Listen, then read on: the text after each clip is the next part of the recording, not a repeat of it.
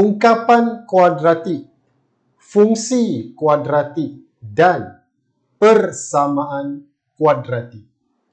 Ramai pelajar yang keliru berkenaan dengan tiga benda ini. Persoalannya, adakah tiga benda ini benda yang sama ataupun benda yang berbeza? Okey. Teruskan menonton dan saya akan jelaskan beberapa perkara kepada anda semua pada hari ini. Anda bersama dengan saya, Sernik, guru matematik anda pada hari ini.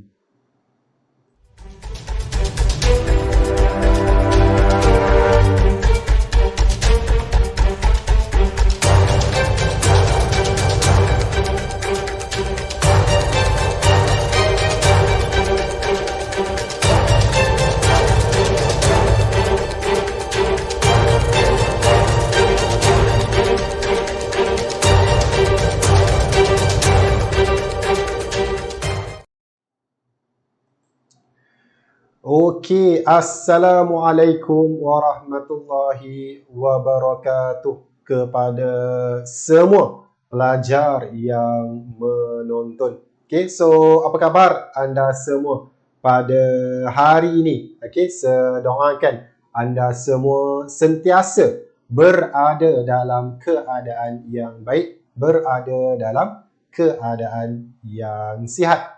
Okey. So sebelum kita mulakan sesi perkongsian kita pada hari ini, okay, so apa kata anda berada di tempat duduk anda bersama dengan buku dan juga alat tulis anda, okay, supaya anda semua dapat catatkan sesuatu sepanjang perkongsian saya pada hari ini. Boleh? Okay, so sambil itu apa kata anda semua yang menonton, apa kata anda like dan juga anda kongsikan sesi kita pada hari ini supaya ramai lagi rakan-rakan anda di luar sana dapat menonton juga apa yang anda akan pelajari pada hari ini. Boleh? Okey. So apa yang saya akan kongsikan dengan anda semua pada hari ini adalah satu dua perkara berkenaan dengan bab pertama matematik tingkatan 4, okey, iaitu berkaitan dengan topik ungkapan kuadratik.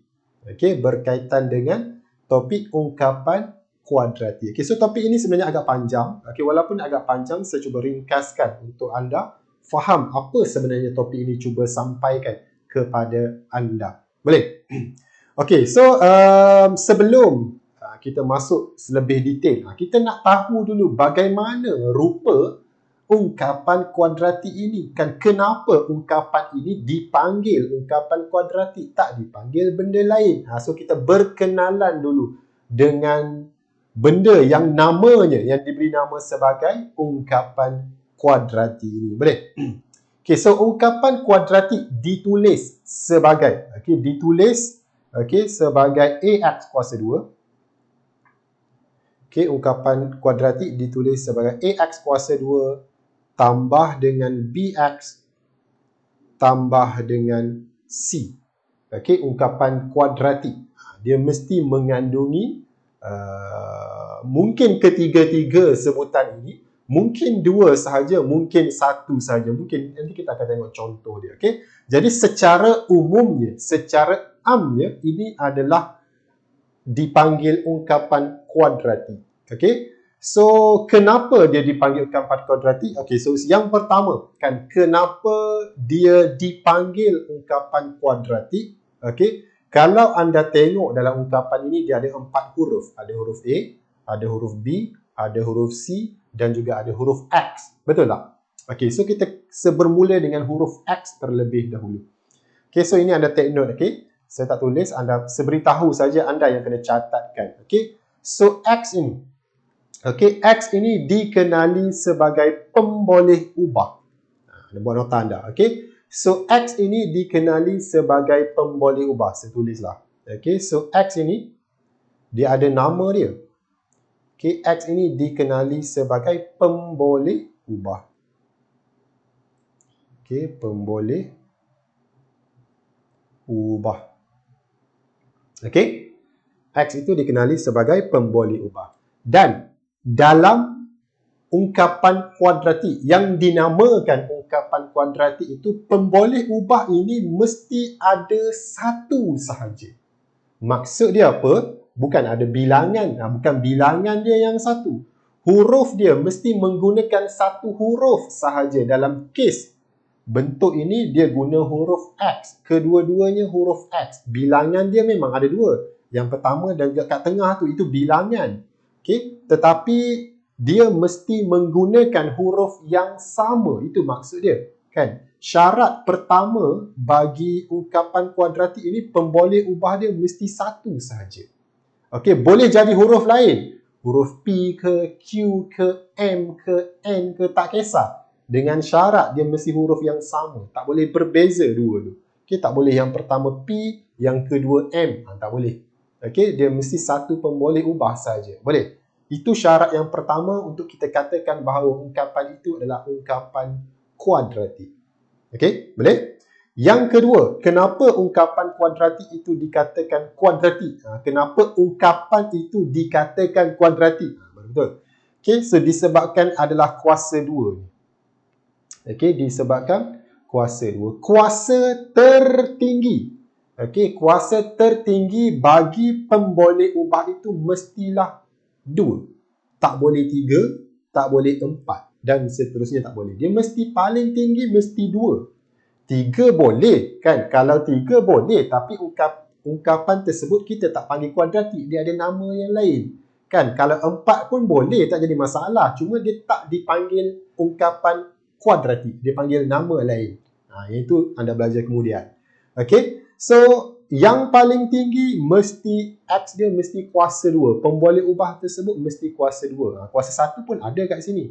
Tak jadi masalah kan, X yang B itu adalah kuasa 1. So apabila kuasa 1 kita tak perlu tulis kuasa dia.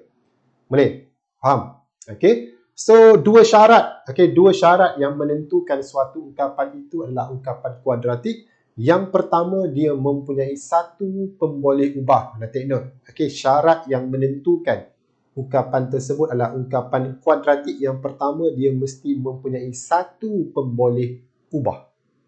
Yang kedua, ada dua syarat. Dia mesti ada kedua-dua ni. Okey, yang kedua adalah kuasa yang tertinggi pemboleh ubah tersebut mestilah 2. Okey, kuasa yang paling tinggi bagi pemboleh ubah tersebut mestilah 2. Kalau lebih daripada 2, dia ada nama yang lain. Dia tak panggil kuadratik. Boleh faham? Jelas setakat ni berkenaan dengan ungkapan kuadratik. Okey, huruf A, B dan juga C tu dia adalah suatu nilai. Nombor. Okey, boleh jadi positif, boleh jadi negatif dan juga boleh jadi sifar. Tetapi nilai A, okey, nilai A itu mesti ada nilai, tak boleh sifar. Okey, A ni, okey, nilai bagi A ni dia mesti ada nilai. Andai kata A itu sifar, maka sebutan yang X kuasa 2 tu akan tak ada. Betul tak? Kalau sifar, okay, kalau kat sini sifar darab dengan X. So sifar lah. So jadi tiada yang kuasa 2. So dia tak jadi kuadratik lah. Kan? Kalau A ini sifar, ungkapan itu tak akan jadi ungkapan kuadratik. A itu mesti ada nilai. Sama ada positif ataupun negatif. Kedua-duanya boleh. Boleh? Okay? Dan A ini dia mesti berada bersebelahan dengan X kuasa 2. Dia mesti berada bersebelahan dengan pemboleh ubah yang kuasa dia 2. Tak boleh ada yang dekat B, tak boleh ada dekat C. Okey? Anda kena betul-betul boleh tahu kat mana kedudukan A ni. Itu yang paling penting. Anda kena betul-betul tahu di mana kedudukan A, di mana kedudukan B dan yang mana kedudukan C. Sebab apa? Sebab 3 nilai ini sangat penting. Kita akan guna nanti 3 nilai ini. Boleh? Okey? So B pula dia mesti berada sebelah pemboleh ubah yang kuasa 1 ataupun dia tak ada, orang kata tak ada nilai, tak ada nombor dekat kuasa tu, dekat pemboleh ubah tersebut. Boleh? B ini dia mesti berada bersebelahan X. Okey? Dan juga C ini dia tiada pemboleh ubah, dia sekadar seketul seorang-seorang dia. Boleh? Okey, A, B dan juga C ni sangat penting untuk anda tahu yang mana satu A, yang mana satu B, yang mana satu C. kedudukan dia boleh berterabur. Mungkin A ada tengah-tengah, mungkin C ada sebelah kiri sekali, dia boleh berterabur. Tetapi A itu mesti berada dengan yang kuasa 2, B berada sebelah pemboleh ubah kuasa 1, C dia tiada pemboleh ubah. Jelas tak ni? Berkenaan dengan ungkapan kuadratik. Nanti saya akan tunjuk contoh lepas ni. Boleh? Saya tunjukkan beberapa contoh yang mana satu dikenali sebagai ungkapan kuadratik, yang mana bukan ungkapan kuadratik. Boleh? Okay, so kepada anda yang baru bersama dengan saya ucapkan tahniah, okay, kerana anda berada di sini pada hari ini. So, ajak rakan-rakan anda yang lain untuk turut serta, okay, tonton apa yang anda sedang tengok ini. Boleh? Okay, so kita tengok beberapa contoh yang dikatakan ungkapan kuadratik ataupun bukan. Boleh? So, kita tengok yang pertama. Okay, so anda kata yang pertama, kita ada 5, okay, tambah dengan 2y kuasa 2. Okay, so adakah ungkapan ini merupakan ungkapan kuadratik ataupun tidak, anda rasa? Okay, adakah contoh yang pertama ini dikenali sebagai ungkapan kuadratik ataupun tidak? Okay, so jawapannya ini merupakan ungkapan kuadratik. Sebab apa? Sebab dia mempunyai satu pemboleh ubah sahaja, iaitu y. Tiada huruf lain selain daripada huruf y kat situ. Boleh? Dan kuasa yang paling tertinggi adalah 2. Boleh? Okay, kuasa tertinggi kat sini ni 2. So, maka ini dikenali sebagai ungkapan kuadratik. Walaupun dia tak ada ketiga-tiga, kan tadi saya tunjuk ada 3, A, B dan juga C kan. Tapi yang ni ada 2 sahaja. Walaupun ada 2, dia tetap ungkapan kuadratik. Boleh? Okey, yang mana 2 ni? 2 ni apa? Okey, 2 ni ialah A. Sebab dia berada dengan pemboleh ubah yang kuasa 2. 5 ni pula apa? 5 ni. Okey, 5 ni adalah C. So, dia tiada sebutan yang B. Boleh tak jadi masalah. Okey, kenapa yang 5 tu C? Sebab dia tiada pemboleh ubah sebelah dia. Okey, boleh? Alright. Okey, seterusnya kita tengok contoh yang kedua. Okey, so selesai ni. Kita tengok contoh yang kedua. Okey, so let's say kita ada 4x. Okey, tambah dengan x kuasa 3. Okey, tambah dengan itu saja. Okey, 4x tambah dengan x kuasa 3. So, adakah yang kedua ini merupakan ungkapan kuadratik ataupun tidak? So, cuba nyatakan jawapan anda di ruangan komen. Adakah contoh nombor 2 ini merupakan ungkapan kuadratik ataupun tidak, anda rasa? Okey, so yang kedua ini juga sama. Okey, juga sama, ya ke? Okey, dia bukanlah ungkapan kuadratik. Okey, yang ketiga ni, yang kedua ini bukanlah ungkapan kuadratik. Sebab apa? Okey, kita tengok. Pemboleh ubah dia, x tu. Okey, betul, dia mempunyai, orang kata pemboleh ubah yang sama, kedua-duanya x, betul. Okey, tetapi kuasa dia, okey, kuasa tertinggi dia sini, yang ini 3, tak boleh.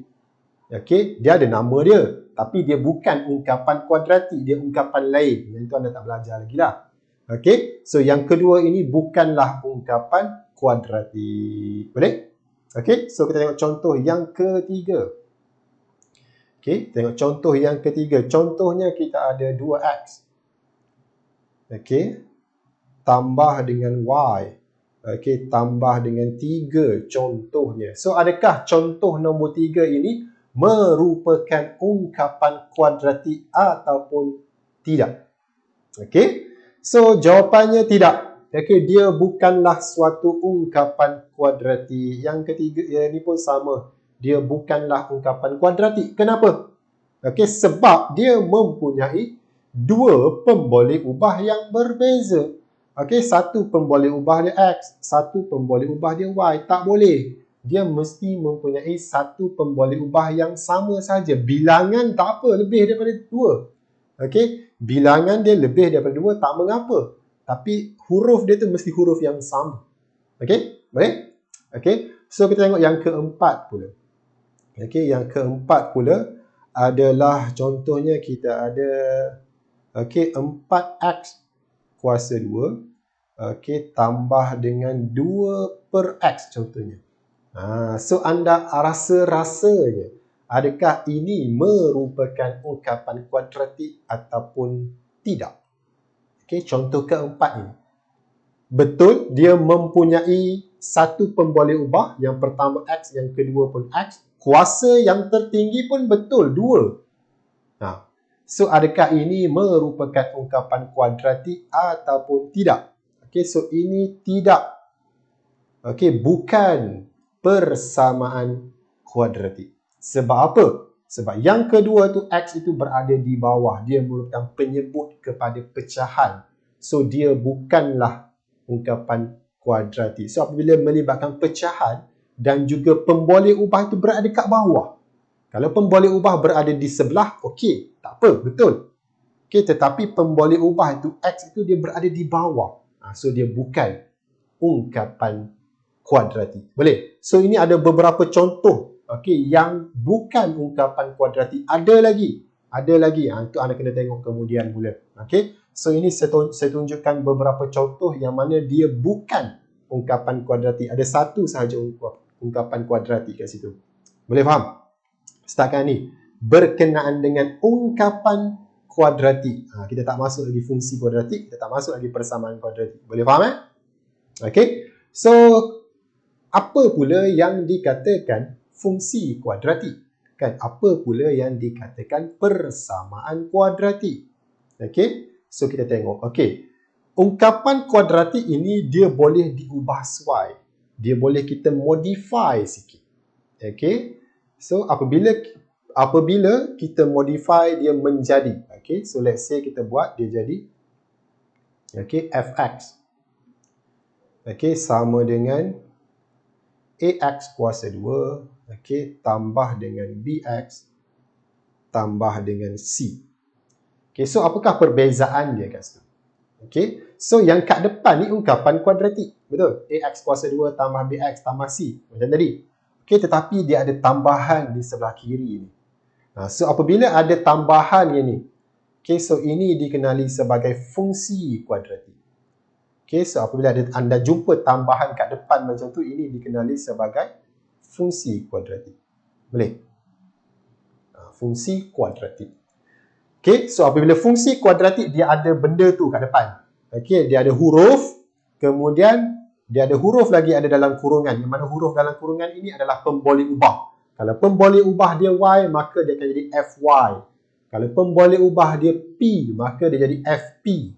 Okey, dan huruf kat depan tu tak semestinya F.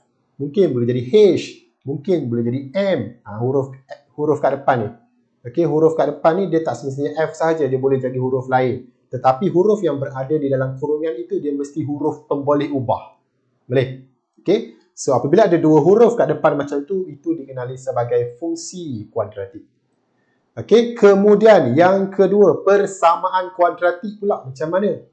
Okey, so persamaan kuadratik pula kita ada ax kuasa 2 tambah dengan bx tambah dengan c. Pada asalnya ini ungkapan kuadratik. Betul? Okey, tetapi jikalau kita tambah belakang dia ni sama dengan sifar ataupun sama dengan suatu nombor yang lain, maka dia dikenali sebagai persamaan kuadratik. Okey, apabila dia sama dengan suatu nilai yang lain ataupun sama dengan sifar, maka ini kita kenali sebagai persamaan. Okey, persamaan kuadratik. Boleh? So itu beza dia. Kalau ungkapan kuadratik ni dia sekadar ax kuasa 2 tambah bx tambah c. Itu sahaja, tak ada sama dengan apa-apa. Okey, tetapi kalau kita modify sikit, kita tambah fx kat depan ini. Okey, ataupun tambah benda lain lah. Gx ke, hx ke. So, dia akan jadi fungsi kuadratik. Boleh? Okey, andai kata kita tambah belakang ni suatu, orang kata sama dengan suatu nilai yang lain ataupun sama dengan sifar, maka ungkapan kuadratik itu akan jadi persamaan kuadratik. Boleh? So, adakah, tadi persoalannya, adakah ketiga-tiga benda ini benda yang sama ataupun tidak? Okey, adakah ketiga-tiga benda ini adalah benda yang sama ataupun tidak? Okey, so secara umumnya dia adalah benda yang sama sahaja. Okey, cumanya ditulis sedikit berbeza. Ada penambahan dia sikit, yang mana kalau fungsi dia ada fx kat depan tu. Kalau persamaan dia ada sama dengan suatu nilai. So, cara penulisan dia sedikit berbeza. Okey. Dan juga dia diguna pakai sedikit berbeza lah. So, secara umumnya dia adalah ungkapan kuadratik. Cuma diubah sesuai sahaja menjadi fungsi kuadratik dan juga persamaan kuadratik. Boleh faham setakat ni? Berkenaan dengan tiga benda tu. Ungkapan kuadratik, fungsi kuadratik dan juga persamaan kuadratik. Boleh? Anda akan jumpa benda ni banyak lepas ni. Okey, kalau anda ambil matematik tambahan, ada lagi sekali topik ini. Topik ini agak penting sebenarnya dalam matematik. Sebab apa? Dalam matematik pun dia ada, dalam matematik tambahan pun dia ada. Kalau anda faham yang ini, kan mudah, lebih senang anda akan belajar dalam matematik tambahan nanti. Boleh? Okey, so seharap apa yang saya sampaikan kepada anda hari ini, apa yang saya kongsikan dengan anda hari ini, okey, anda faham, anda jelas, dan silakan berkongsi dengan rakan-rakan anda yang lain. Okey, ajar rakan-rakan anda yang lain, kongsikan dengan rakan-rakan anda yang lain supaya anda lebih faham, anda lebih jelas berkenaan dengan ungkapan kuadratik ini. Boleh? Okey. So, saya nak jemput anda semua yang menonton untuk like dan juga follow Facebook page saya dan juga Instagram saya. Okey, supaya anda akan dapat lebih lagi apa yang akan saya kongsikan nanti. Boleh? Okey, jadi saya rasa sekian saja untuk sesi kita pada hari ini. InsyaAllah kita akan berjumpa lagi dalam sesi yang akan datang. Assalamualaikum.